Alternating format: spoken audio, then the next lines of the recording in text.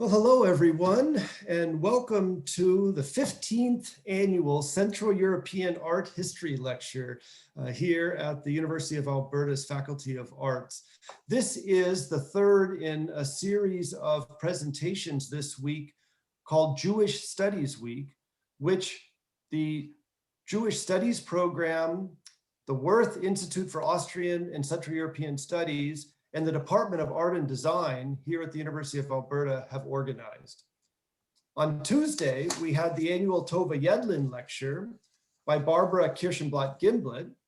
And yesterday, the Jewish Studies program organized a lecture by Vera Weiss.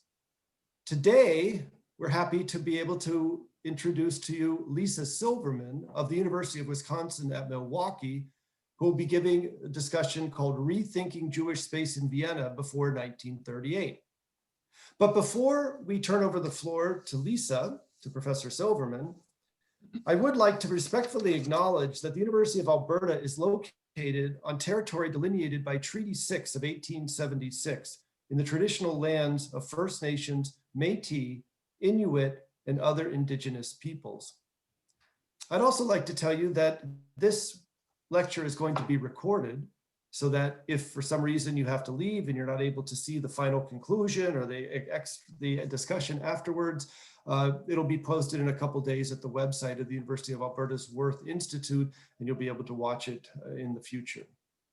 So now, before I introduce today's speaker, I'd like to turn over the floor, as it were, to my colleague from the Department of Art and Design, Betsy Boone. Betsy, would you like to say a little bit about this series, or it's all yours? Thank you so much, Joe.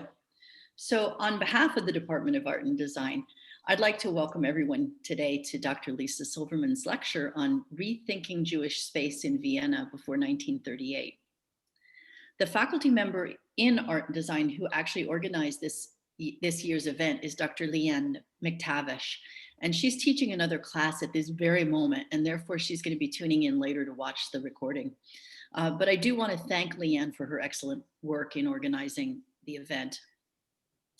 The department is also very, very delighted to be co-sponsoring Dr. Silverman's lecture in collaboration with the Wirth Institute for Austrian and Central European Studies. As Joe mentioned, Art and Design and the Wirth Institute have been working together to bring scholars, artists, and designers to the University of Alberta since 2005. In that first year, our co-sponsored speaker was Dr. Catherine Suslov, and she delivered an excellent lecture on pre-war Vienna. So we're thrilled to be returning to this city today. I'd like to personally thank Dr. Patridge for his participation in this lecture series over the time of his directorship of the Wirth Institute. And I'd also like to welcome Dr. Alexander Carpenter, who will become the new director at the end of this year. We look forward to continuing this productive collaboration for many years in the future. So without any further ado, I'll turn things back over to Dr. Patridge, who will introduce our speaker.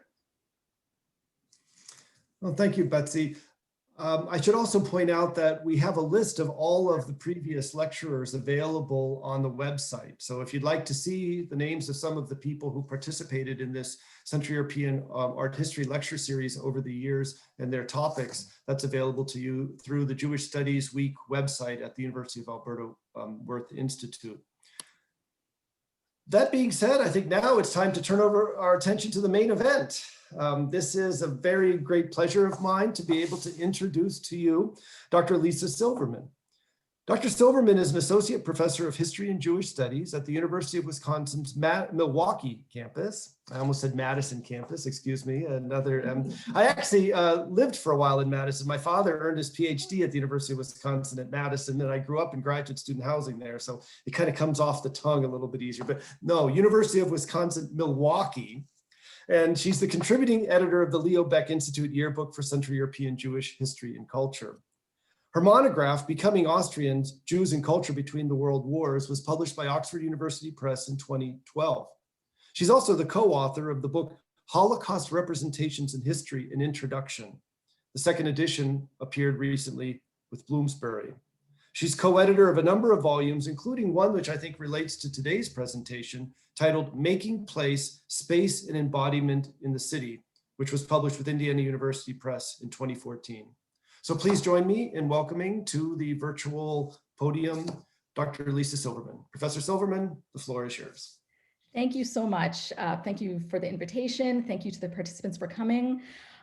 Before I jump in, I just want to note what this talk is about. I have written about the concept of space in Jewish studies in my monograph from 2012, and then subsequently in a couple of articles and book chapters.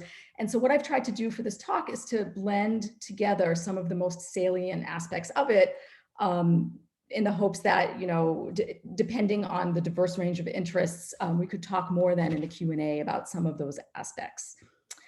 Okay, so to begin. Vienna had more prestigious addresses, but growing up on the border between Neubau and Ottakring districts suited Helen Blank, who was born in 1917, just fine.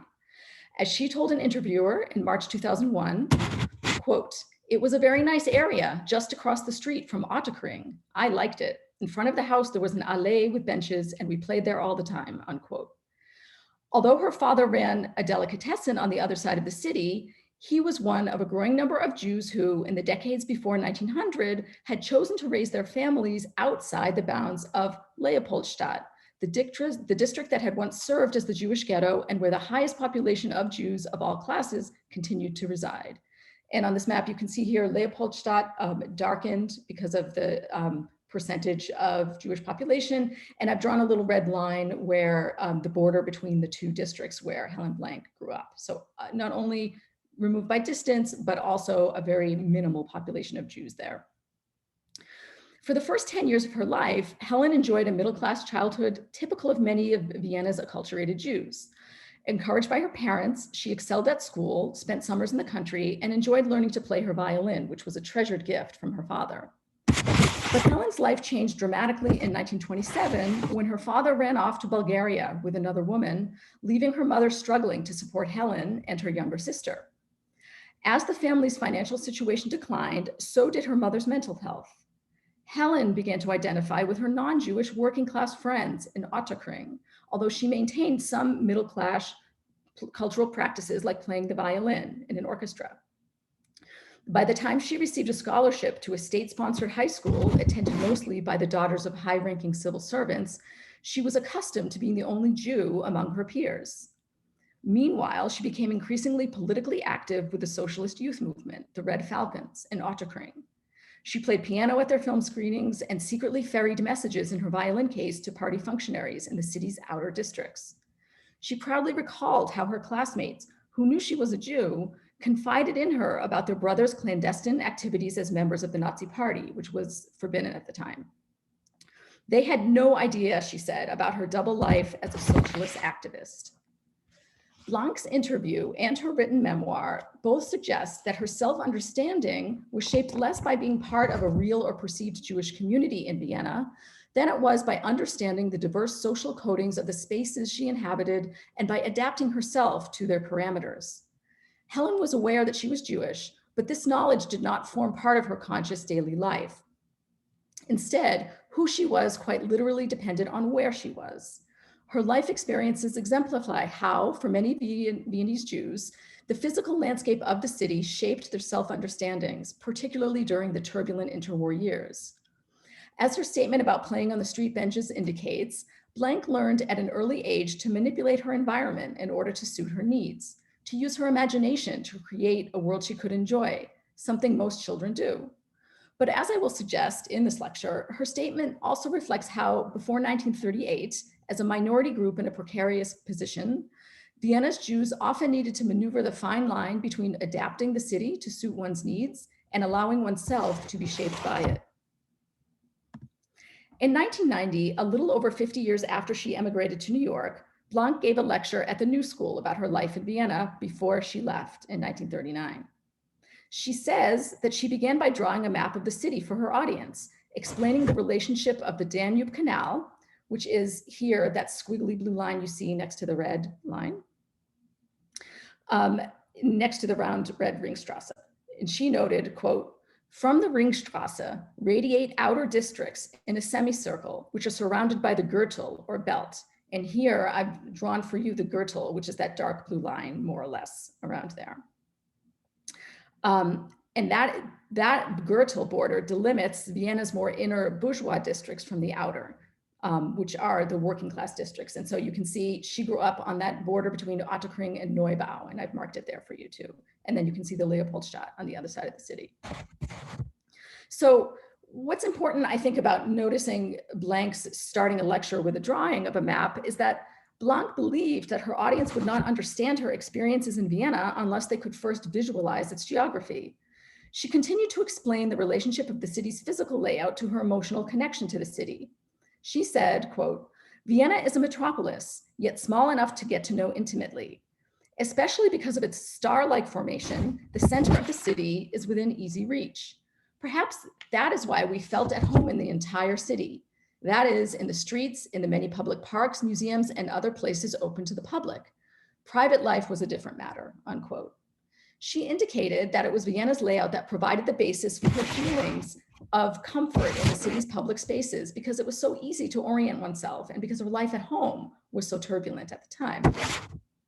So I found that her words echo the written and oral testimony of a number of former Austrian Jews whose richly detailed descriptions of Vienna reflect the powerful emotional effects of its physical spaces and signal how deeply Vienna's urban environment affected their experiences and made them feel comfortable and at home.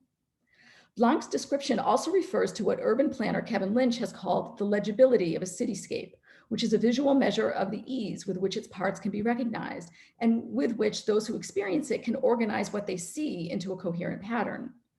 A legible city, Lynch suggests, offers security and both deepens and intensifies human experience. And as I will discuss, Jews' navigation of Vienna's districts required not only knowing which street led where, but also necessitated an intimate, if often implicit or unarticulated, knowledge of the social codes associated with each of its spaces. And for some Viennese Jews, this spatial awareness would not become apparent until 1939 and after, when their everyday routines and access to the city spaces would become radically changed. The collapse of Austria-Hungary after the end of World War I greatly destabilized the lives of all Austrians, who found their economic ties severed, their political power greatly reduced, and the terms of their national self-identifications in turmoil. Vienna's celebrated status as a cosmopolitan center of a vast monarchy was now reduced to something that people called an overblown Wasserkopf, or hydrocephalic, at the far end of the country, soon to be overtaken by Berlin as Central Europe's international vanguard. And so in this map, I want to help you visualize the Austrian half of the dual monarchy is in gray. The First Republic after 1918 is outlined in black. So all of this territory is then compressed, basically as Austria, and Vienna is just sort of an overblown now compared to the size of it at one edge. Now, for Austrian Jews, most of whom lived in Vienna, they felt the effects of the collapse of the monarchy especially acutely, as they were forced to come to terms with their new self-understandings in a new, mostly Catholic nation. And this is opposed to the dual monarchy, where there were all different kinds of ethnicities and minorities, among which Jews were just one of many. And they responded, as historian Eleonora Lapin has argued, Jews responded by strengthening their allegiance to Vienna via its cultural heritage. By 1934, Jews comprised only 2.8% of the entire Austrian population and 9.4% of Vienna's total population. Nevertheless, the coding of Vienna as a Jewish space within interwar Austria, and then, parallel to that, within Vienna, the coding of Leopoldstadt district as a Jewish space, and here you can see both, these remained important representational strategies that were used by many Austrians after 1918 to articulate both national and urban power struggles far beyond what the relatively small numbers of Jewish population might suggest. To many Austrians in the provinces, which are now all of the rest, except for Vienna, the entire city of Vienna was imagined as a site of dangerous red socialist and Jewish elements. But within the city limits, where issues of class, ethnicity, and religion took on various localized meanings at different locations, there were different areas of Jewish and non-Jewish coded spaces. The Leopoldstadt for sure, but not just there. Vienna's inhabitants implicitly understood how these codings of Jewish difference became marked upon the urban landscape, regardless of their reactions to the collapse of the empire and their visions for the city's future. And as Robert Musil makes clear in his seminal interwar work, The Mann ohne Eigenschaften, or The Man Without Qualities, which he began in 1921, the question, where am I, often replaced, who am I, for those at a loss to explain how to reposition themselves during the decline of the monarchy. But knowing exactly where they stood was particularly crucial for the interwar Jews, whose relatively stable self-understandings had been thrown into disarray by recent events. The instability of the interwar years made the power of place that much more apparent. Considering Jewish space not merely as a fixed objective area where a certain percentage of Jews lived or practiced Judaism, but rather as a representational strategy can, I believe, aid us in a more complete understanding of Jewish history in general and Jews' experiences in Vienna before 1938 in particular. By representational strategy, I mean thinking about an area that becomes known as a Jewish space because it exists in a mutually constitutive relationship to the individuals who engage it. And also, it involves remembering that the label, when one labels something Jewish space, that always implies that there is a parallel non-Jewish space that also carries important meaning, ascribing Jewish difference. Considering how Jews lived spatially, and by that I mean foregrounding how they describe being close to, nearby, remote, or detached from particular places, can be just as important an indicator of Jews' relationship and attachment to Vienna as was, for example, their already much touted affinity for its opera, classical music, art, cabaret, and newspapers, or their nostalgic reflections on its food, language, and customs. In other words, I argue that Jews define the terms of their allegiance to Vienna not only through an intense attachment to Vienna's cultural offerings, but also quite literally to a built physical environment that was imbued with its own cultural logic. In addition to the rich cultural content the city provided, the city's very legibility was also quite important to many Viennese Jews' sense of self-identification and comfort. Most studies of Jews in Vienna focus on Leopoldstadt, the district commonly understood as the city's main Jewish space, since it was first named Viennese Jews' residential quarter in 1624 by Emperor Ferdinand II, and because it has served as home to the majority of the city's Jewish population ever since. What I mean is not the majority of the population, but the highest percentage of the Jewish population. And although I will speak here about Leopoldstadt, I also want to emphasize that actually Jews did live everywhere in the city. So the concept of Leopoldstadt as Vienna's quintessential Jewish space actually affected Jews no matter where they lived in the city. The common view in Jewish studies is that using space as a critical category is useful, but only when you apply it to Jewish neighborhoods, synagogues, eruvim, or other locations that were specifically marked by Jewishness, where you can explicitly note that it has something Jewish about it. But I will point out that, for example, in her study of Jewish space, Barbara Mann acknowledges that Jewish spaces, even the spaces that are marked by Jewishness, have always been described in relation to non-Jews, and thus also serve as methods of signaling both difference and community. And yet, her study, like most others, only discuss those spaces that are explicitly marked by Jewishness. But I think that to fully recognize how Jewish space functioned as a representational strategy, we have to move beyond sites intended specifically for the practice of Jewish religious customs or where Jews lived, and keep in mind that these codings of Jewish space operated in tandem with non-Jewish space. Okay. Keeping that relationship in mind will help us see how a space can engage coding of Jewish difference, even if it lacks an explicit mark of Jewishness, as a way to make meaning for those who inhabit it at any given moment. For seminal thinkers like Henri Lefebvre and Georg Simmel, constructed social orders are crucial for what physical space actually meant to individuals. They remind us that places consist not only of the material space in which human interactions take place, like streets and buildings and houses, but also the abstract notions of what those spaces represent when a person is in them. I have found that the way Vienna's urban landscape is described as engaging Jewish difference underscores the fact that places do not exist solely in the physical landscape, but they also exist in people's minds, customs, and bodily practices. And so one of Vienna's first clearly delineated physical Jewish spaces was located very close to the city center. It's Judenquartier, or Jews' Quarter, an area bounded by walls and gates, which eventually came to be known as the Judenplatz, as you see here on the map. Around 1,500 Jews lived there until 1421, at which point some were murdered and the others violently expelled. Jews did not return to the city in significant numbers for another 150 years, this time forced out of the inner city and made to populate a marshy section across the Danube Canal, known as the Unteren Werd at the time. And this area became the site of the Judenstadt, or city or ghetto, until the next expulsion of the Jews in 1669 under Emperor Leopold I. Leopold crystallized their expulsion by renaming the entire district Leopoldstadt after himself and transforming its main synagogue into the Leopoldskirche, or Leopold's Church. So the name Leopoldstadt will become synonymous with Vienna's Jewish district in the 19th century, after Jews returned to Vienna in significant numbers and repopulate the area. But what I want to point out is the irony that the district in the city in which Jews are most present is actually named for commemoration of their absence.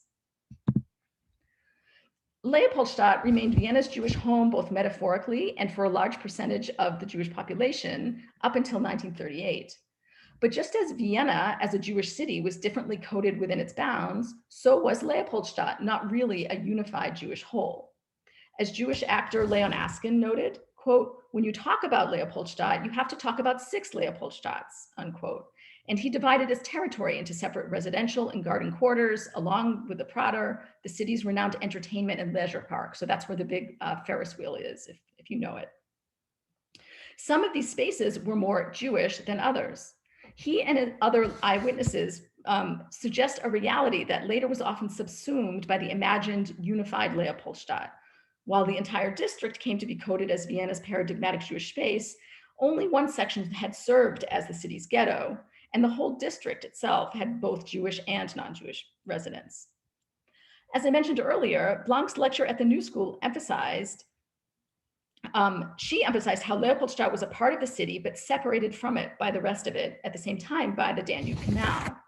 Its location actually contributed to its otherness and the sense that it was a world apart from the rest of Vienna, especially during the 19th and early 20th centuries, and in particular during World War I, as thousands of poor Jewish refugees from the East arrived and typically remained in the district, sustaining Yiddish newspapers, theaters, cafes, and synagogues.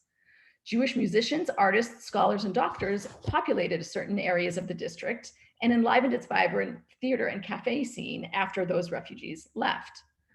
Although 2/3 of Vienna's interwar Jews lived outside Leopoldstadt, the district evoked authentic shtetl life and in effect turned the rest of the city into a microcosm of the diaspora. As Eva Bruch, born in Vienna in 1926 and who grew up outside the district, recalls fondly, quote, "I remember that area, mainly populated by Jews, as a place with coffee houses, theaters, cinemas, with people speaking Yiddish, Polish, Russian, Romanian, German, with a foreign accent, Jews whose outer appearance characterized them as rabbis, their black hats, their beards, young boys with side locks. Many of my classmates at school had lived in this area where I had often been invited for a Seder or Hanukkah celebration. It was an area full of vitality with a varied cultural life enriched by the influence of the traditions of many countries." Yet, unquote. Yet for other Jews, Leopoldstadt remained a world apart. But Stella Klein-Löw, who was born in Galicia in 1904 and who came to Vienna as a small child, devotes an entire chapter of her memoir to the district because she felt least at home there in what she termed the Judenbezirk. She said, quote, "There I didn't like it, the Leopoldstadt. It smelled bad, the streets were dirty, the people were strange," unquote. Author Benno Weiser-Farren, who grew up there, defended Leopoldstadt in his memoirs as the one space in Vienna where a Jew could feel that Christians were in the minority. But even he followed the path of many other upwardly mobile Jews by moving away to the neighboring bourgeois Alsergrund district as soon as he could, although he and his brother returned home for lunch every Sunday to the Leopoldstadt. These examples of ambivalence underscore the significance of Leopoldstadt's status as Vienna's Jewish space, even in the minds of the Viennese Jews who moved beyond it and felt more ambivalent about it. Marcia Rosenblatt's research on residence patterns of Jews before World War I indicates that even if they were secular, Jews tended to live largely amongst themselves, to belong to Jewish organizations, and to socialize with and marry other Jews. Jewish self-identification seemed to trump class as a factor, as the poorest Jews chose to live with middle-class Jews over non-Jews of their own class. As Rosenblatt notes, quote, "The Jews of Vienna chose housing mainly with their Jewishness in mind," unquote. But I'd like to point out that keeping Jewishness in mind also meant deciding to move to more non-Jewish coded districts, such as the neighboring Alsergrund, which I mentioned, and which you can see here just across from the Danube Canal. Although Jews made up only around 9% of Vienna's population in the interwar years, they were 1/3 of the population of Leopoldstadt and soon 1/5 of the inner city inside the ring, that very innermost district, and the Alsergrund district, which you see pictured here. And these residence patterns for Jews increased throughout the interwar period. Although many Jews who moved to Alsergrund, like Weiser Farren, clearly sought to leave the Jewish Leopoldstadt behind, the unintended result of their collective migration was the creation of yet another Jewish space in the minds of many, a development that did not go unnoticed by vocal anti-Semites, for example. The example of the establishment of Vienna's Aryan theater demonstrates this very well. In 1898 already, Adam Müller-Guttenbrunn, a zealous German nationalist and journalist, led the call for the establishment of what he called Vienna's Emperor's Jubilee City Theater. But its underlying goal from the start was the exclusion of Jewish playwrights, actors, and audiences. There were very many Jews who attended the regular German theater on the Burgtheater on the Ringstrasse. Jewish authors were performed, and this was an attempt to carve out a space for Aryan culture, even in 1898. And what I think is important here is that from the beginning, Müller-Guttenbrunn stressed the importance of where that theater would be located. He wanted it located on the border between the districts of Währing and Alsergrund, a site of increasing Jewish population, as I mentioned, even in the decades before World War I. And so here you see the location of the theater. Today, it's called the Volksoper. It only lasted from 1898 to 1903 because it ran out of funding and went into the ground and was taken over, but it was established there right on the border. The theater was to serve as a symbolic physical buttress against the growing Jewish population. And today, as I mentioned, it's the Volksoper today, and a plaque commemorating the man who found it as an Aryan theater, Adam Müller-Guttenbrunn, under the auspices of Mayor Karl Lueger, another notorious anti-Semite, remains in the lobby of the Volksoper today. To be sure, simple codings of Jewish districts as Jewish or working class did not strictly conform to reality. Jews lived everywhere in the city. Working class residents lived in bourgeois districts. Impoverished Viennese lived in the city center among some of the city's wealthiest residents. Jewish space could physically overlap with working class or aristocratic spaces, or be at odds with it. The real or imagined presence of Jews was often intertwined with codings of class, ethnicity, and religion. But Jews finally developed sense of spatial awareness in the city is apparent from their testimony. They paid attention to what was known as Jewish space. Here, Michel de Certeau's concept of tactics can help us make sense of this. He sees tactics as everyday forms of engagement, ranging from simple acts to elaborate behavioral strategies through which individuals resist, counter, circumvent, and transform the world around them, especially when they do not have the power to transform their environment on a larger scale. So, for example, Sonja Wachstein, who grew up in the western part of the city among very few Jews, related her own tactics for dealing with what she perceived to be threatening religious symbols while walking in the street. She said, quote, "A life-size statue of Jesus, often prominent on a street corner, as there were many in Catholic Austria, was so frightening to me that every time I passed the spot by myself, I would cover my eyes and recite the Shema," unquote. And yet, Wachstein did not feel more at home in Leopoldstadt. Her description of a visit to Russian Jewish relatives living in a tenement on the Taborstrasse reveals her continued sense of alienation from her own relatives by virtue of its crowded and therefore foreign and noisy atmosphere, in contrast to the cool and isolated silence of her own home. And so paying close attention to Jews' experiences in the physical environment can help us pinpoint the importance of this spatial awareness. And as I will say, particularly in the accounts of Jews who then were harshly excluded from the city they called home after 1938. And for many, that expulsion in the terms of it was a rude awakening for many who would later claim that they did not feel Jewish. They said they did not consider themselves as Jews until that moment. even though their memoirs and texts belie that really wasn't the case, they just weren't conscious of it, I argue, still it's just important to note that they experienced this awakening spatially.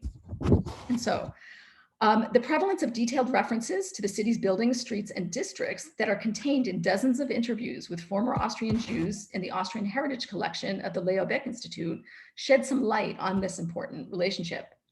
For example, Lore Wahler, who was born in 1918 in Vienna and who fled to England in March 1939, first relates in her interview how much she loves Vienna, linking its culture to its physical spaces. She said, quote, "It's a lovely city. I grew up in the city. I recently thought I'd love to be in Vienna again and to see Vienna. And I turned on the TV. I love to listen to music. There's a music station at night and there was Vienna. They showed Vienna, the beautiful opera and the castle in Schönbrunn, the Ringstrasse, and I was really excited. Vienna was exciting," unquote. To be sure, the interview highlights Wahler's nostalgia and excitement about the city's cultural riches, a trend among Viennese Jews that I mentioned scholars have long noted and highlighted. But I want to point out that her testimony also reveals how the terms of those cultural associations are related to the city's legibility, right? She doesn't just mention the culture, she mentions where that culture is situated. And mentioned earlier, the terms according to which the physical aspects of this culture in the city are able to be read and understood, and how they offer a sense of belonging. Both Lynch's point about the safety offered by a legible city, as well as de Certeau's description of tactics, become clear in Wahler's interview later when she recalls the anti-Semitic incidents that took place after 1938. She said, quote, "On the day of the Anschluss, I was in school, but I had a long way to go because I lived in the 3rd district in the Weiergasse. But the Graphic Institute, where she attended school, was in the 8th or 9th district. It was a long journey with the tram. Normally I would have gone home through the 1st district, but you couldn't because the Ringstrasse was blocked. You had to take a detour with the tram and with walking. It was hours before I got home. But I didn't know what was going on. Something was happening and I didn't know what." And so here I mapped it out for you a little bit. You can see her normal route would be that blue line, just directly from the 8th or 9th district to the 3rd district where she lived. And it was blocked by the Nazis on the Ringstrasse, the red line. Significant here is that Wahler remembers the effects of the Nazi invasion spatially. She underscores the importance to her of being forced to veer from her normal route home. That she remembers the first signs of her eventual exile from the city in geographical terms indicates just how important that daily pattern of traversing the streets was to her connection to the city. As Paul Connerton notes, everyday forms of engagement with place can be considered as products of habits and bodily practices that produce a combination of cognitive and habit memory. He points out that our repeated and mundane place-based behavior tends to become so habitual and taken for granted that its powerful influence is often not explicitly evident. With that in mind, Wahler's narration of another frightening anti-Semitic incident also sheds light on the importance of Vienna's physical space to her self-identification, which I have mapped out for you to follow here. Okay, so she says, she starts at point A, then B and C. "I was on my way home from school, and I believe it was on the Wollzeile." So I show you A, and she would normally just continue down the Wollzeile. "But there was a group of Nazis. I wanted to get away from them, and I took a detour through the Beckerstrasse, and I had no makeup on. I was wearing simple clothes, and I just wanted to go home. My mother was waiting for me for lunch. On the other side, there was a boy in an SS uniform and another with an armband. Not everyone had their uniforms then. It was a few days after the Nazis marched in. And he was only wearing an armband. The Beckerstrasse is a narrow little street. They crossed the street and stopped me." Okay, and so she went to B there. She disrupted her normal route and went to B. And she continues, "They asked, 'Are you Austrian?' I said, 'Yes.' 'Are you a Jew?' I said, 'Yes.' 'Come with us.' I said, 'My mother is expecting me for lunch. Can I call and tell her I'm not coming home?' 'Yes.' One went in front of me, the other behind me, and I acted as if nothing had happened. I had no idea where they were taking me or what would happen. Then we arrived at the Stephansplatz." And there I've marked it for you, see? "And there was a woman waiting for the bus, and they asked her the same questions, whether she was an Austrian, a Jew, and then they let me go. I have no idea why they took me, and then no idea why they let me go. They snatched so many people." And here, I'll just show you where that was in the middle, like the very heart of the city, the very middle of the city where she's just used to being able to go normally. Her path is disrupted. In both of her accounts that I mentioned, Waller links her exposure as a Jew to this disruption of her familiar daily pathways through the city. The Nazis forced her to carve out a negative space around those she normally entered, and thus she literally performed spatially the tightening noose of exclusion that the Nazis imposed upon Vienna's Jews in general, and its specific dangers to her as a young girl in particular. She does not say explicitly to her interviewer that being Jewish all of a sudden took on a great importance. What she recounts is that this sudden change in status affected her in a frightening way, first and foremost, spatially. Confronted with challenges to status and self-identification that they had not previously encountered so explicitly, it is no wonder then that asserting one's familiarity and intimacy with the city through these descriptions are important ways that Austrian Jews use to resist the terms of their expulsion from the community. They want to emphasize how attached they were.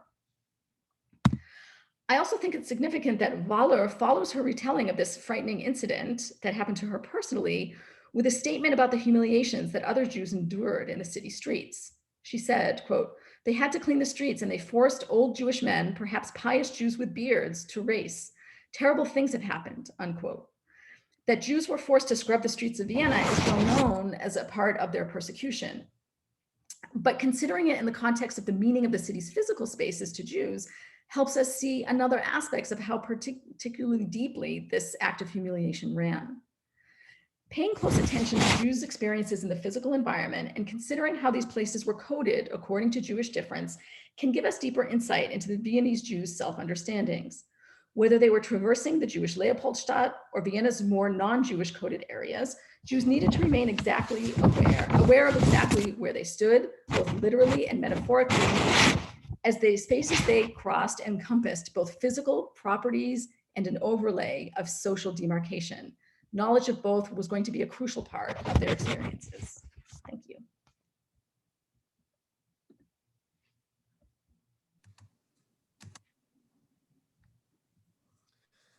Okay, well, thank you very much.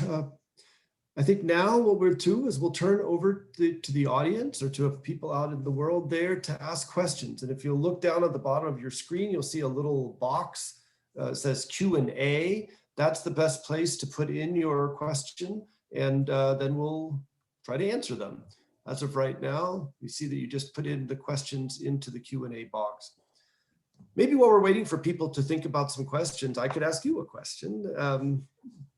Dealing specifically actually with sources. I was thinking about this because I just finished reading 30 proposals for research papers in my Habsburg course. I'm teaching a course on the history of the Habsburgs, and undergraduates are trying to find sources and think about what's the best way to get to this history of this period. And I was thinking, when you're talking about conceptions of space, it's relatively easy to just do description of space, right? You can look at a space, you can look at a map, you can look at the neighborhood. But what about how to understand imagined spaces? You talk a little bit about interviews, memoirs. Could you just tell us a little bit more about the kinds of text? You quoted a few texts in your presentation, and then your method. Do you have to just read thousands of these things looking around for images of space, or how did you proceed with the research? Yeah, I'm glad you asked that. So I actually just participated this morning in a discussion with, it's called the European Holocaust Research Infrastructure, about this very issue. It was with the archivists and talking about, there's been a sort of a spatial turn, at least in Holocaust history as well. And people are just at a loss. It's such a vast thing. How can we start to turn to the archives? And it's impossible to read through every single piece of archival material, whether it's an interview or a memoir, to find space. But what I do is, starting small, starting with 20 or 25 interviews just in the Austrian heritage collections, for example. I noticed that descriptions of streets and spaces came up frequently, and I tried to call out the ones that were the most salient here to sort of emphasize what I see as Jews expressing their comfort with the city through space, their discomfort with the city through space, etc. So that's, my advice would be, it's just too big of a project.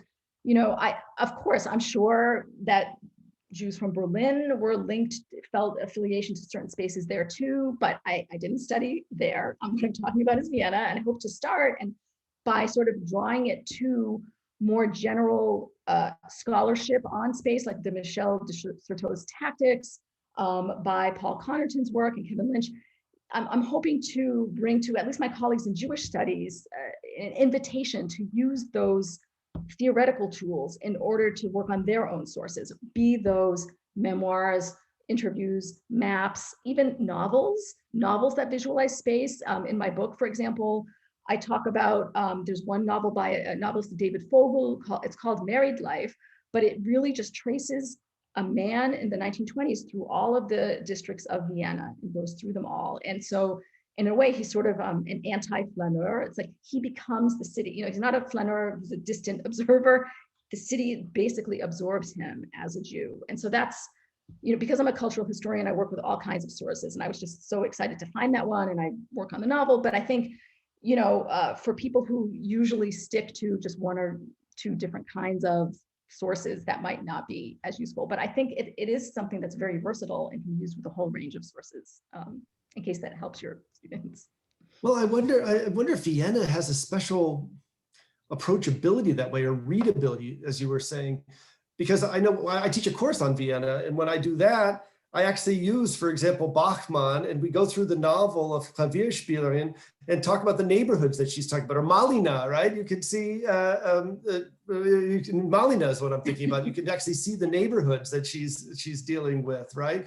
Or Jelinek, right? There's also the situation there where she in the novel talks specifically about her experiences of space.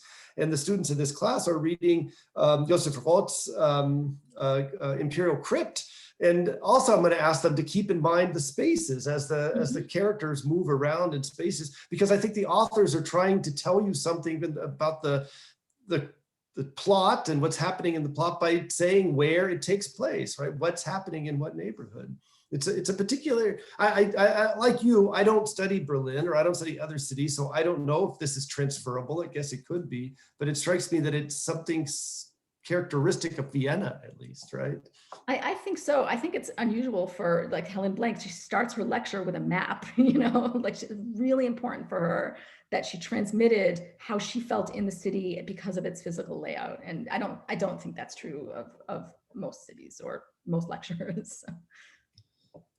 Betsy, you've joined us here. I see you suddenly appearing. Are you like to ask a question? Join in. I was gonna ask a question about maps, because I don't work on Vienna, but I have been reading quite a bit about maps and the way maps in spaces that have been colonized are so much of the person who is either colonizing or resisting that colonization.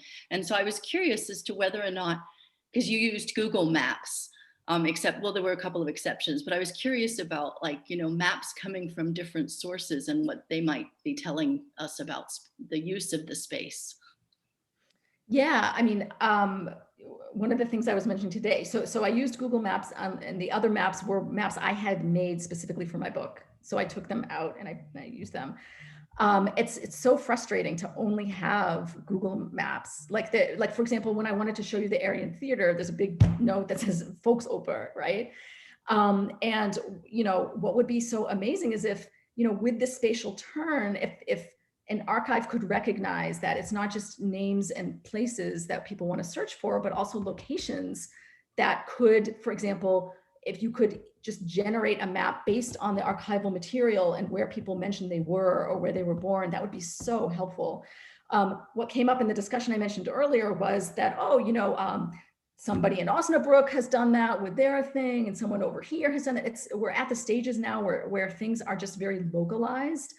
You know, what would be desired for the future is just sort of a universal software to be able to do this, right? I can't make my own database. I had enough trouble even getting those maps made, to find the people to make those maps, to do it. It's an incredibly time-consuming experience. And so I felt forced to rely upon, you know, shorthand of Google Maps. I suppose one could draw one, you know, but yeah, there are pitfalls like that, you know, it's, yeah, I don't know what the answer is, basically. I think it relates actually to something that we're doing at the Worth Institute too. If you had been able to come here personally and inhabit our space and come and see the Worth Institute offices and the Rudolf Verba Holocaust Reading Room, which we have in the Worth Institute, you'd be able to see a map that we're developing with the help of a cartographer, Michael Fisher, of the spatial distribution of the Holocaust. And it's very difficult for students, for example, to figure out where these things took place, because the name is here, but the name might be in a different language, and the borders have switched since the time of the Holocaust. And so now we're working to try to do this visual representation. We have a giant wall map now in the Institute, which is supposed to help students orient themselves, or anybody orient themselves. And the cartographer who helped us create it said that really hadn't been done before. He had to build this from whole cloth. He had to create it from all these little pieces, as you say, because they'll talk about the Holocaust here, or they'll talk about this camp there, but they don't put it all together into this kind of synthesis. So people can orient themselves then in the spaces. I think this is a lot of work, and unfortunately, I don't have the technology. I mean, it's a specialized craft too, right? To be able to absolutely. Software. I do see a question here in the question and answer, where one of our people in the audience says, is your family history Austrian? Outside 1938, anti-Semitism is very strong in Austria today. Do you have concerns for the current Jewish residents bearing in what you have spoken about? So my background is not Austrian. I am Jewish, but my great-grandparents came to the US from Russia around the turn of the century with a large wave of migrants then. But I've always been interested in sort of Central European Jewish history in the 20th century, particularly this pre-Holocaust era. And I've also lived in Vienna to do research, fellowships for a couple of years. And I go back frequently. I would say that in the current climate, first of all, I just don't think that anti-Semitism ever fully disappeared, but it wasn't as accepted in public or in implicit words of people, I would say even 10 years ago, even 5 years ago. And in today, in the current climate, I think all over the world where things are so polarized, they're polarized everywhere. And I do think that anti-Semitism accompanies that polarization. People use it more in their words, in their deeds. I think we all know there have been acts of anti-Semitism. I don't know if you were aware, this last fall, there was a gunman who shot and killed several people in Vienna. He started at the synagogue, where the main synagogue is located in the center of the city. There had been no act of violence there since, for decades. And there have always been, as long as I've gone there, there's always been security at Jewish institutions, but there hadn't been these acts. And now that we're starting to see them, my belief is that it really has to do with the acceptance of those kinds of acts among a general population in a general sense. So whether that means I don't feel worried to go and visit Vienna. I don't think Jews need to stay away from Vienna right now because of that, but it's definitely something to be aware of. What is your assessment of memorializations of Jewish persecution in contemporary Vienna? Thank you. So there is a really rich and interesting history of commemoration of the Holocaust in Vienna. I think it's fascinating, and I think it reveals a lot about Vienna's relationships to its Jews then and now. So for a long time, the only Holocaust memorial that there was in Vienna was it was a statue by an artist, a sculptor. His name was Hrdlicka. And he did a rendering of an image of the Jew scrubbing the street. That image that I showed you in the last, it's a very haunting image of it looks like an old man with a beard, but it's very abstract. And what happened was, this was a memorial to the Jews because it pictured a Jew scrubbing the street, but it was lumped together with memorials to other Nazi victims. And it was so abstract that people often didn't notice that it had the face of a man on it. They just thought it was a bench to sit on. And so they would be sitting on it. So then the city put like a crown of barbed wire on it, which just ruined it. So not helpful at all. And so decades later, what the city decided to do with the impetus of the Jewish community was to build a specific Holocaust memorial to Jews who were murdered in the Holocaust from Austria on the Judenplatz, that place that I mentioned, the site of the first ghetto of Jews, where there now is a branch of the Jewish Museum, but it's basically a square, and they have a sculpture by Rachel Whiteread. And I think it's beautiful. She does these inverted sculptures, which in this case is an inverted library. I really think it's a thoughtful memorial because it commemorates the absence of Jews, right? It's not just a physical library, but it makes you think about how Jews are no longer there. And as that Platz is a great site to commemorate this absence, because it's also the place from which Jews were expelled in 1421. And I think it fits very well linking these expulsions, because of course they are linked. And I will say this, there, even more recently, there's a filmmaker and writer, Ruth Beckerman, who sort of helped to clarify the disillusionment with that first statue of the Jew scrubbing the streets. She constructed an artwork around it called The Missing Image, and she took screens and she showed images of the public that was surrounding the Jews scrubbing the streets and them laughing. This was like a little film clip that would run around it, because for her, she said, what's missing, it's not about the Jews scrubbing the streets, it's about the Austrians who were watching and cheering them on and letting it happen. And so that, I wish that were permanent, that would be great, but it was an installation and they did take it down. But we used it for the cover of our Holocaust representation book. And I think it was, a wonderful way to sort of show how, yes, there are memorializations, they don't often go far enough, then there are artworks that can overlay upon them and bring out those issues. Yeah, the Jewish Museum on Judenplatz just reopened, what was it, 2 weeks ago or something? Mm-hmm. I attended the virtual reopening and they, they gave us a tour of it. And particularly what's fascinating is this use of technology underneath the Judenplatz, where they found the archaeological evidence of the synagogue.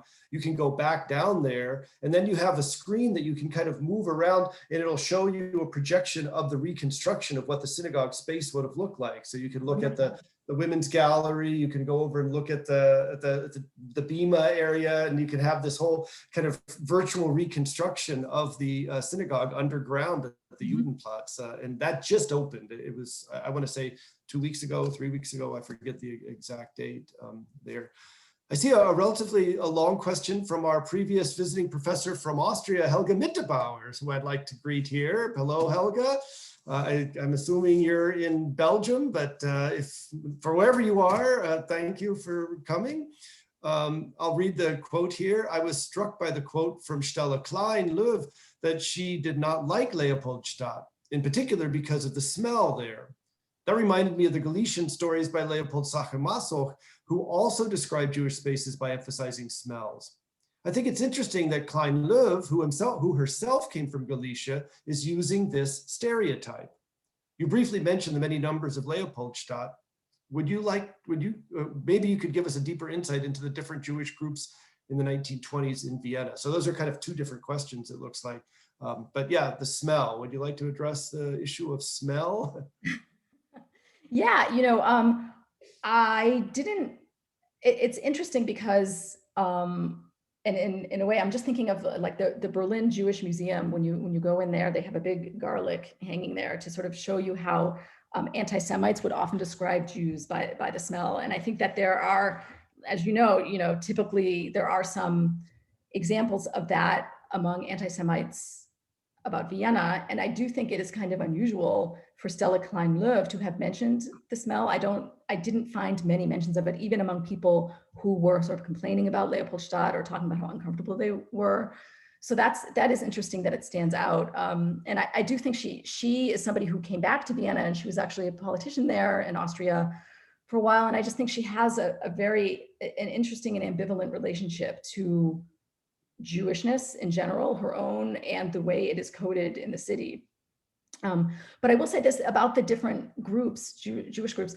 I think the most important thing to think about when it comes to the 1920s and the Jewish groups is that during World War I, there was a large influx of refugees from the East, of Jewish refugees, who all came via the Nordbahnhof in the Leopoldstadt, who were mostly, they weren't as acculturated as the Jews who were living in Vienna already. They were poorer, they required help, and many Jewish communities did, many organizations did set about to help them.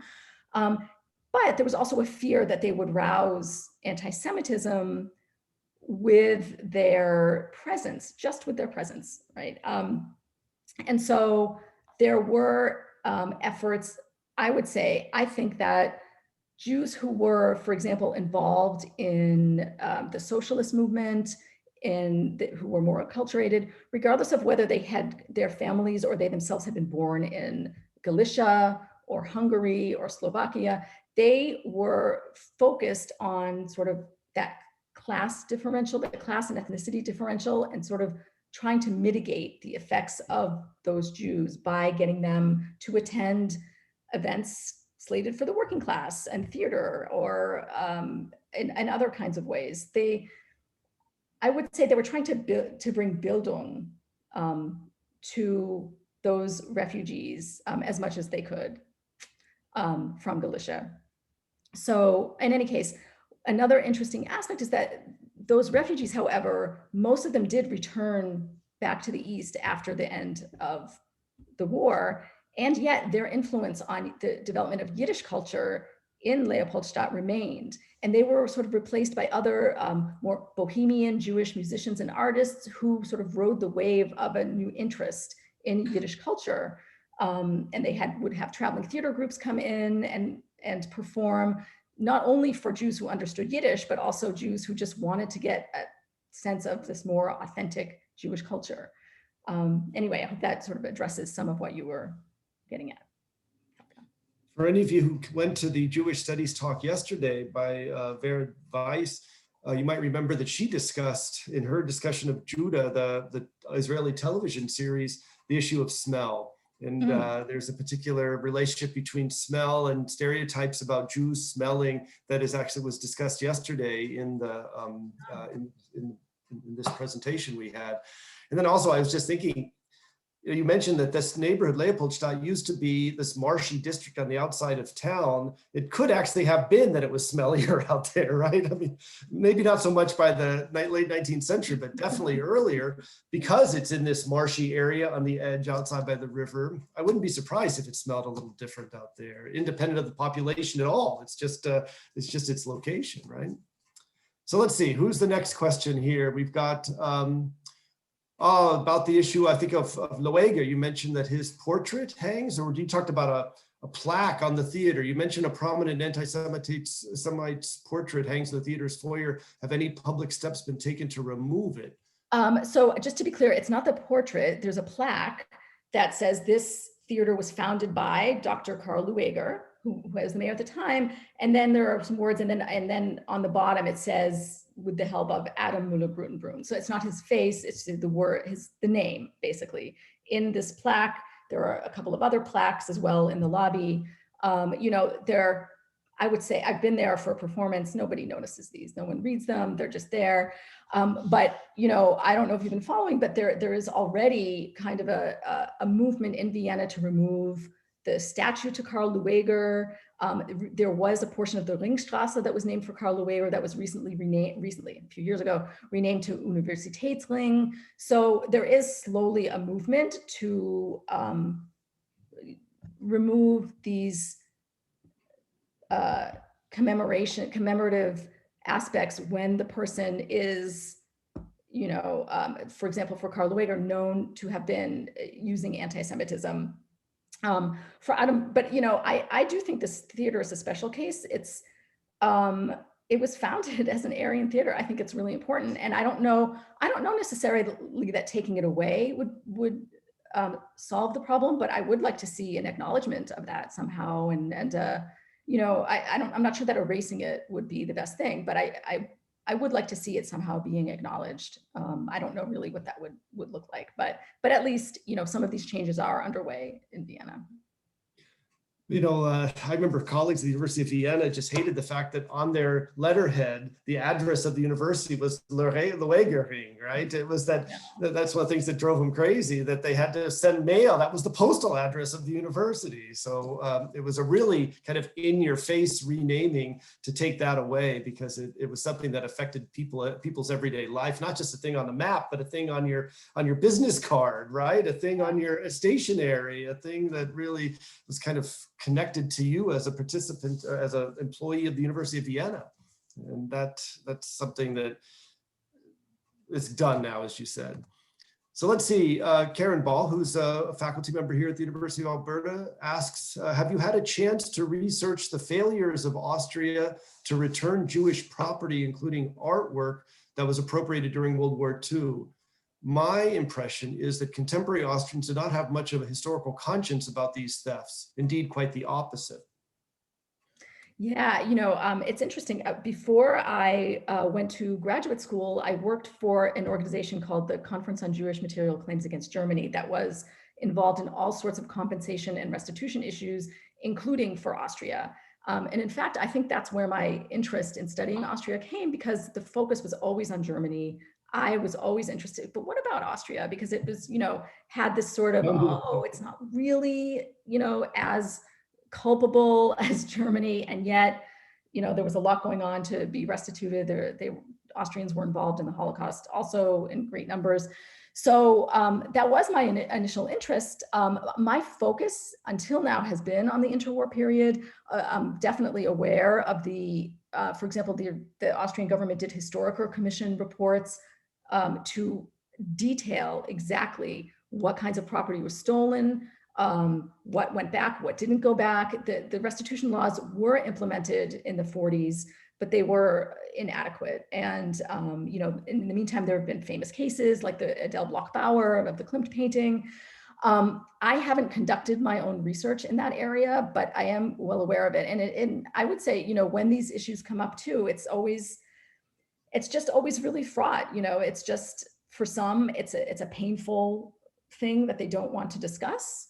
And I'm talking about non-Jewish Austrians for whom this issue is there. I think the issue of that, the portrait of Adele, I remember being in graduate school and being like, but this is a portrait of a Jewish woman. Like, why is that never talked about? And lo and behold, at a certain point, when public discourse was ready for it, it came out that these Klimt had a lot of Jewish clients, that it's no accident that these paintings were that Jews were deeply involved in the culture of the Wiener Secession, et cetera, and then the restitution of the artwork.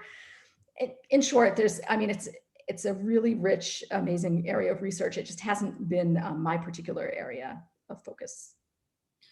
This might be an appropriate time to mention to the people here and to the person who asked that question that we have an event coming up at the Institute, which is not open to the public, but will deal with this kind of a question. We've invited two of the so-called Gedenkdiene who are working in Canada to come to Peter Szabo's course on anti-Semitism to talk about why these two young Austrians decided to volunteer for this particular program.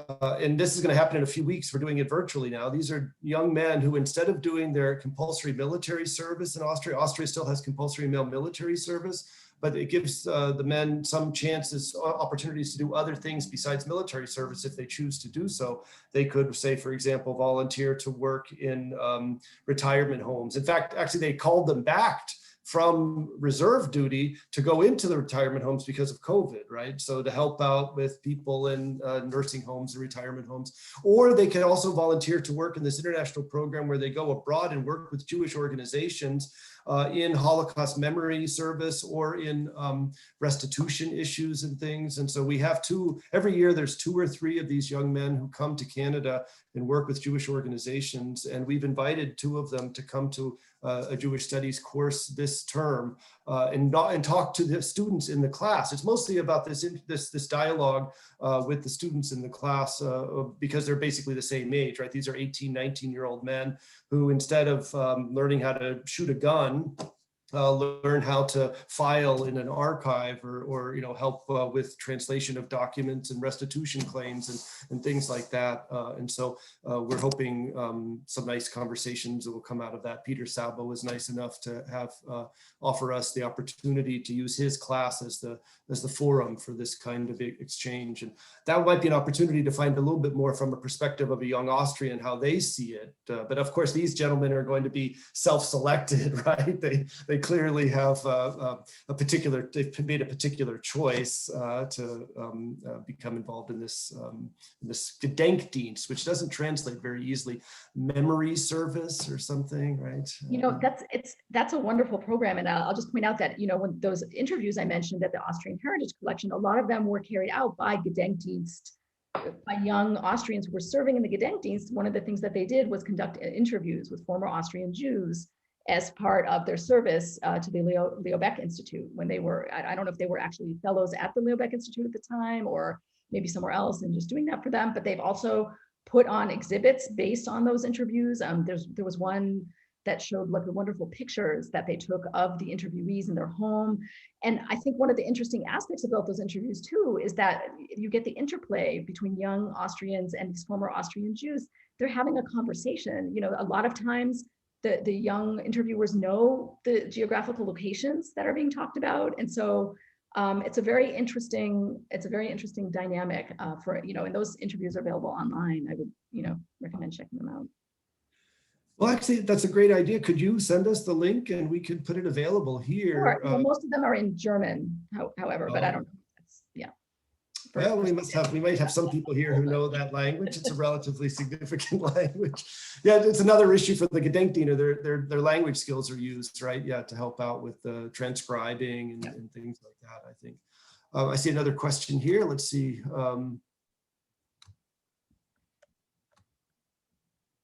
Oh, well, that's just to me. Okay. Yes, well, we're trying. I mean, we have an ongoing, this is, by the way, the 6th Jewish Studies event we've done this year so far. So the Worth Institute and the Jewish Studies program with Peter Sabo, the Bellsberg Lecture in Jewish Studies here at the University of Alberta are really committed to the field of Jewish studies and Holocaust remembrance, both, not only. Thank you for the comment in the Q&A there about that. And we'll hope the new director, as Betsy pointed out, we have a new director coming to the Worth Institute in a few months. We hope that the tradition will continue and Professor Carpenter will follow along with some of these programs that we've been doing. That's all I see there. I do think, though, that that there's a real strong interest, as you can see in the audience, about the contemporary scene in Austria, right? What's happening now? Is there rising anti-Semitism? Is there significant attempt to restitute property? This seems to be an ongoing, kind of issue. I guess you've addressed that already, that the situation in Austria has changed recently. I would have to agree with you there, politically or whatever. Yeah, we'll see. Okay. We recently lost Ruth Kluge. Did you have a chance to see the film released a few years ago in which she returns to Austria? If so, did you have any thoughts about it?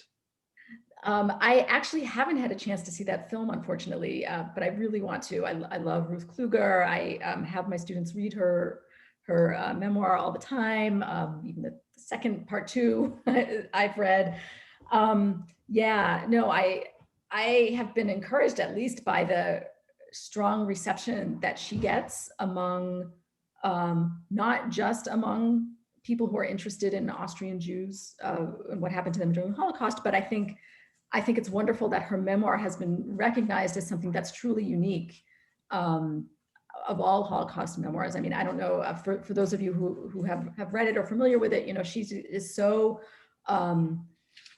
willing to express in a way that's very visceral and very raw her emotions as she was as she was kicked out of Vienna. She is unsentimental in her reflections. As a literature scholar, I think she also brings to bear a lot of understanding of the shape and the construction of a memoir, which is also really helpful for reading it. And yeah, I had the opportunity to hear her in person and to meet her briefly years ago. But I would love to see the film.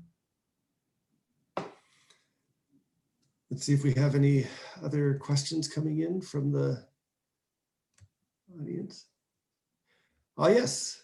Actually, this gentleman who is asking this question is a gentleman who was from Vienna. And I remember he tells me stories about when he left. He always refers to coming from living in the Naglergasse. So he actually, George Goldsand, when he thinks of the past, he thinks of it also in reference to a particular place in which he lived in Vienna. So George, it's great to see that you're here. He asks, are you aware of a plaque on a wall at one end of the Judenplatz containing an apology for past and World War II cruelties to the Jews? So there is a plaque that is just across from the White Reed Memorial, which I believe it's like on clear glass and you can read it. And it does, you know, in addition to what's written on the base of the memorial, it does apologize, I guess, or it does mention that Jews were killed. It mentions also others who were killed in the Holocaust as well. And what I think is really interesting about this Platz too is that there is also on one of the buildings at the other end of this Judenplatz, there's a plaque that is actually commemorating the deaths of the Jews in 1421. It's an old house, and it's a plaque that actually in Latin has inscribed, actually it's awful, right? It's sort of celebrating the, I think it's the Hebräerhunde, the Jewish dogs who were burned at that year. And I know that plaque has aroused some controversy. And again, some people are saying it should be covered. Other people are saying, no, it's important that it stays as a reminder for what is there. And I just think overall, all of these different aspects of the Judenplatz really contribute to its living on as a site of Jewish history in all of its shapes and forms, and not papering over the absence of Jews from it now. I think that's something that's really important, especially with like a counter memorial like the White Reed. So while I'm glad that there is a plaque that, you know, for people who don't already know this history, I think they could miss it maybe if they don't sit and read. So a plaque that sort of lays out in detail some of the more specific aspects of what's being commemorated is I think a good thing. Let's see here. We have, has the University of Vienna and its medical school come to terms with its anti-Semitic past? Though I think strictly speaking, they're two different universities, right? There's the University of Vienna and then there's the medical university, but still, I see the point. Any comments on the coming to terms with the anti-Semitic past of? Yeah, I don't know anything about it. I don't, you know, the universities were very early on sites of hosting really violent anti-Semitic student groups. It's sort of, I know it always surprises my students because they're sort of tending to think of universities as very open and liberal and lefty. And no, these were hotbeds of anti-Semitism. Often you see that also reflected in the memoirs of these former Austrian Jews. About in particular, whether the medical school has come to terms with this anti-Semitic past, I don't know. I don't. It could be that they've done some sort of a memorial. I just don't happen to know. Sorry. Yeah, it's not just the universities, the student groups, right? The fraternities, they're horrible fraternities, and they're still around. Some of these are traditional fraternities where the songs they sing and the German nationalist roots of the fraternity system, not all fraternities, but many of them, actually are tied to right-wing politics in Austria today. And it's an ongoing controversy, which fraternity you went to and your fraternity brothers. And some of them are particularly tainted, right, with anti-Semitic background. And, yes, and every so often you'll see, you know, something will emerge, like an old song that fraternity uses will come up and emerge, and then the politician will get in trouble because they were a member of that fraternity in their years, and it will sort of highlight their continued allegiance to right-wing movements. And, you know, then it sort of follows a familiar pattern, and then they disavow that of course they weren't anti-Semitic, and of course this group no longer has anything to do with it, but it does keep happening. Yes.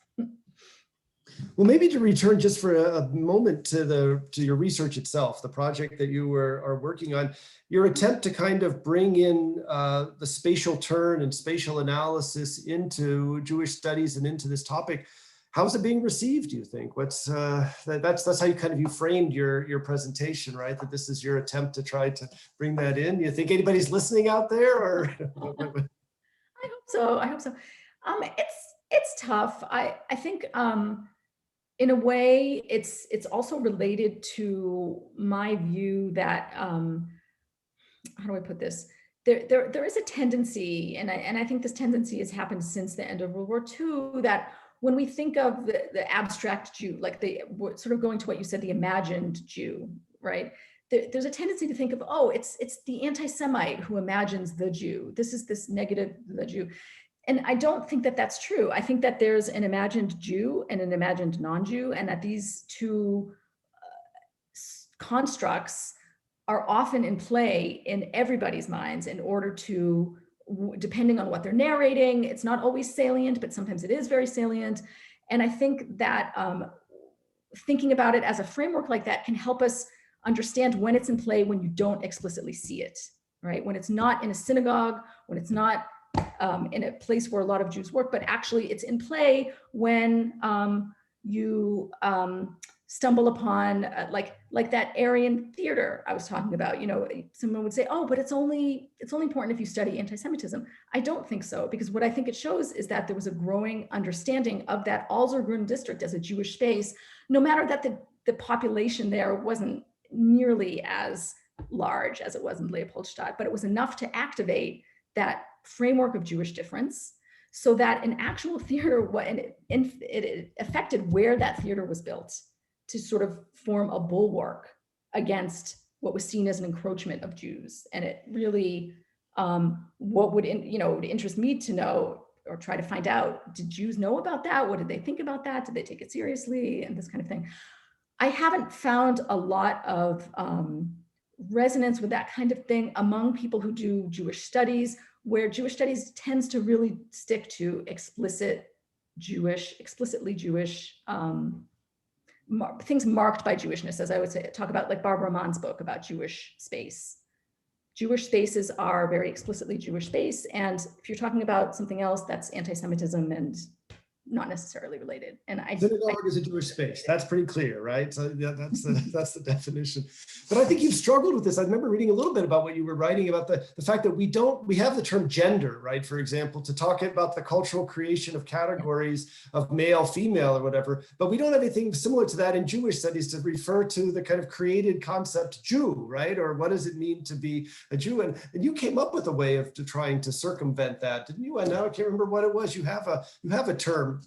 I refer to it as Jewish difference. Jewish difference, right, exactly, right, which is this, sorry. What I think is that it represents the relationship between the constructed ideal of the Jew and the non-Jew in a way that you can now, I think it makes it much easier to talk about Jews who adopt that framework themselves and maybe are talking a little bit negatively about because they've adopted the framework. And typically when that happens, people are like, oh, that's a self-hating Jew, and you can just shove them into the corner or like box them in. And like, it's a serious theoretical framework that we really need, I think. I will say, there's another term I only recently found out that in 1998, I think it was 98, like decades ago, Zygmunt Bauman, the sociologist, started using the word allo-Semitism. It didn't catch on so much. I haven't seen it resonating in a lot of places, because I think he did mean the same thing, sort of like, let's talk about the Jew as other rather than as a negative or a philo-Semitism, positive. Allo meaning all or encompassing. I sort of have a problem with that term. I think using Semitism is problematic just because anti-Semitism is an anti-Semitic construct.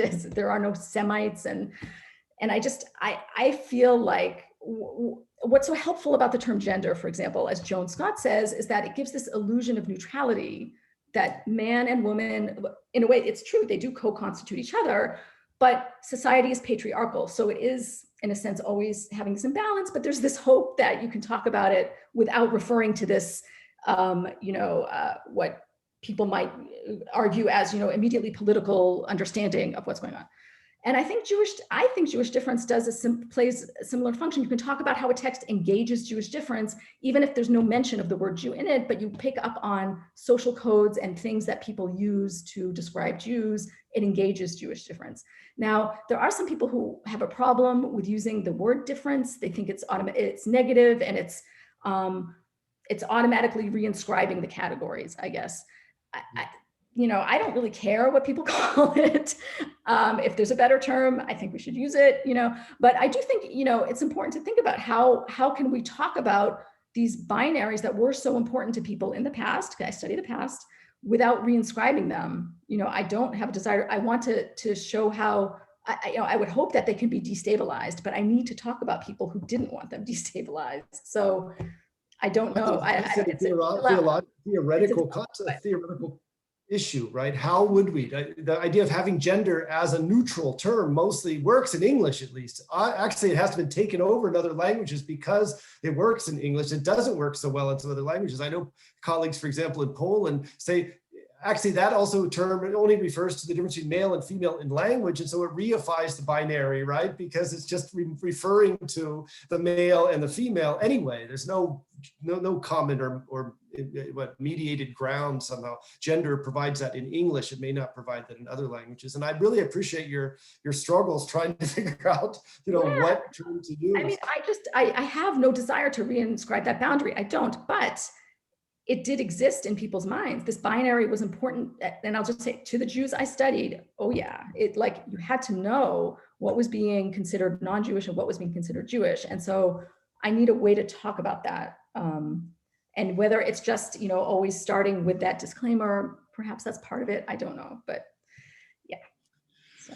Okay, well, I think that might be a good place to stop and finish a week of Jewish studies with a kind of question, an idea about terminology and theories of how to approach the topic.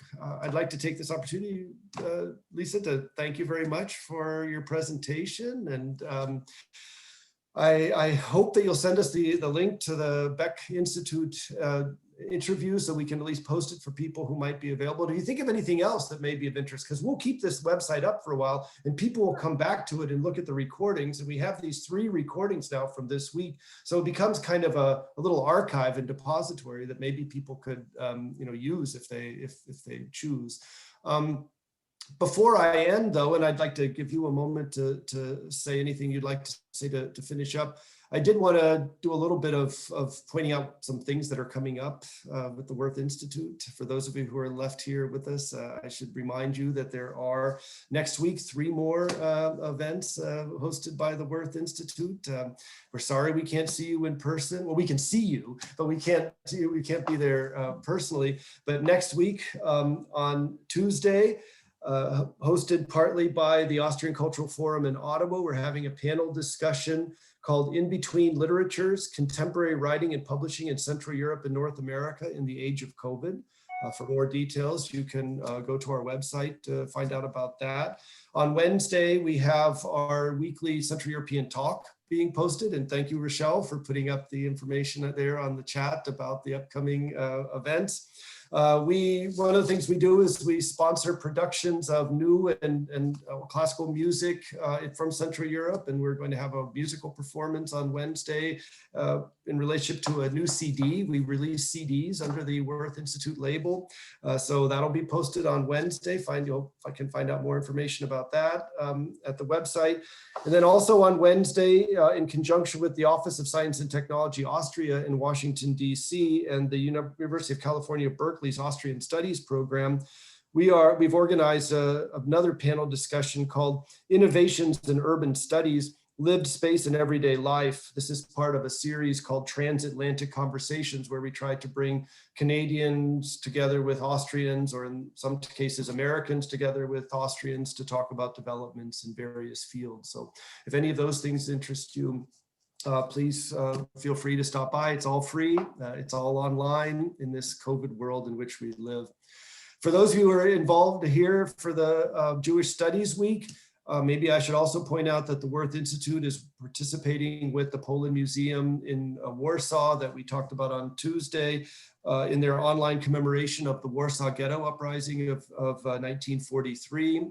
So if you'd like to participate in that, we have a link on the Jewish Studies website at the Institute about how you can do that. Actually, here we see it. Thank you, about how to participate in the online commemoration. And finally, I would say too that I remind you that Edmonton has a very popular and active Jewish film festival every year. And from May 2nd to 11th, they'll be showing films for free. There'll be 7 films that are being shown for free from May 2nd to 11th. There's a link available here to the Jewish Film Festival in Edmonton. And it's going to conclude with the showing of the Israeli documentary, You Only Die Twice, from 2018. And I'll be talking there about that. I'll be leading a discussion about that documentary, which shows the relationship between the Israeli Jewish community and the Jewish community of Innsbruck in Austria. So I'll be leading what they call a pub talk, which is normally when we're in regular situation, people go to the movie, then afterwards we sit around in a pub and I talk with people about the movie and we can chat over a beer or beverage of your choice. This time, I think I'm just going to be sitting here in the art studio talking with you about the You Only Die Twice documentary, but that's free and open to the public, and I hope to see some of you at that too. So that's my spiel for all of the stuff that's coming up at the Worth Institute. Lisa, would you have any final comments? Or Thank you so much to everyone who came and for your questions. It was really, really a treat to be able to talk about this, and I appreciate it. So thank you. And Betsy, I thank you for coming, and thanks to the Art and Design Department for continuing this cooperation. Let's hope we do it for another 15 years, right? Look forward to it. That's right. And everybody else out there, thanks for coming, and we'll see you at the next Worth Institute. Well, I won't see you the way it looks, but I hope you'll see me at the next Worth Institute event. And happy Passover, everybody. We'll see you somewhere. Bye. Goodbye. Thank you. Bye.